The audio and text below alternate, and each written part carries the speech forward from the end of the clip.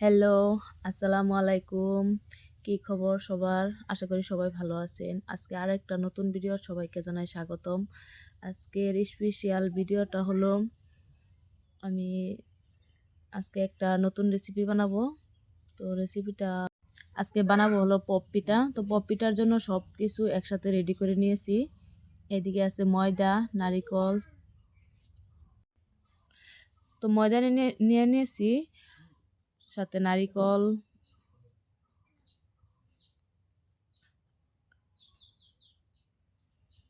তারপর আছে চিনি,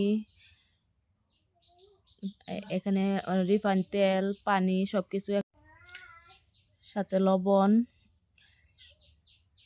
পুরা আইটেম একসাথে নিয়ে নিয়েছি। বেলনা মানে পপ পিঠা বানানোর জন্য যেটা নিয়েছি, এটা দিয়েই বানানো একদম। তো পিঠা বানানোর জন্য সবকিছু রেডি করে নিয়েছি। এখন ব্যাটারটা তৈরি করে নিব। তো প্রথমে আমি দিয়ে দিতেছি লবণ পরিমাণ মতো। লবণটা দিয়ে হাতের অল্প মিক্স করে নিতেছি। তারপরে কিছু তেল অ্যাড করতেছি, রিফাইন তেল। তেলটাও মাখিয়ে নিব ময়দার সাথে।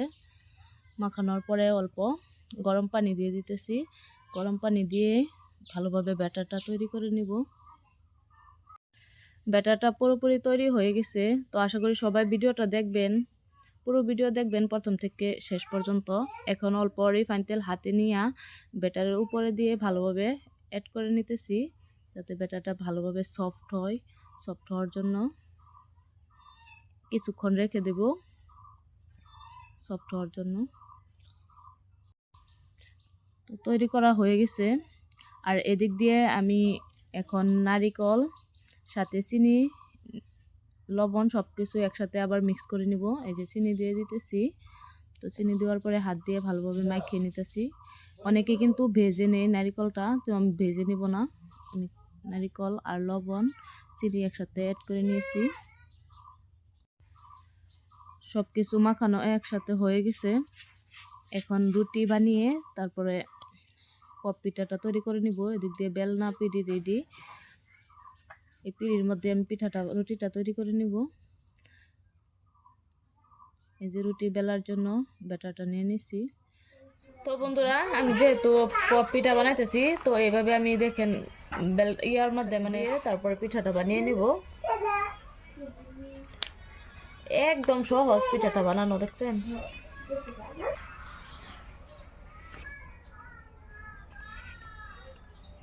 এই যে দেখেন পিঠাটা একদম সহজ, পিঠাটা বানানো।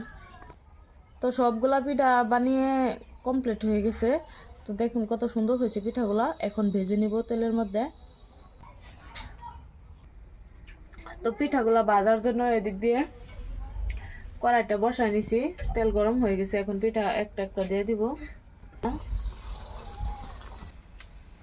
তো সবগুলা একটা একটা দিয়ে দিব পিঠা।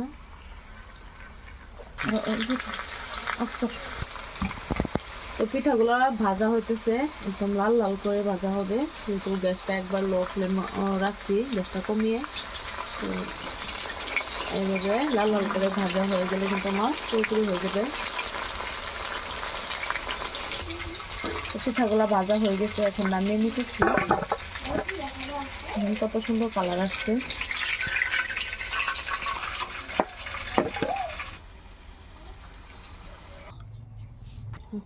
তো সবগুলো পিঠা আমি বাইজা নিছি তেলের মধ্যে। দেখেন কত সুন্দর কালার আছে, লাল লাল করে ভেজে নিয়েছি। তো পপ পিঠা বানাইছি আজকে।